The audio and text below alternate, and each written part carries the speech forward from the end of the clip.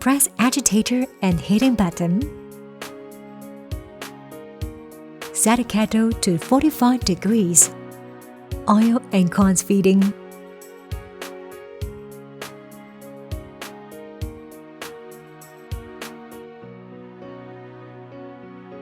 Kettle resetting. Stop heating after popping finished. Pour out the popcorn.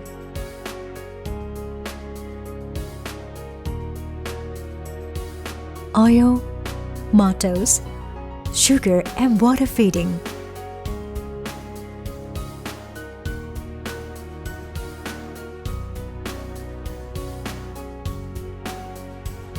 Sugar in hot toffee.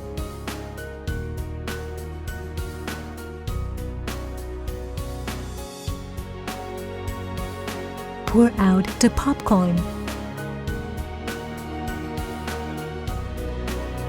Stir well.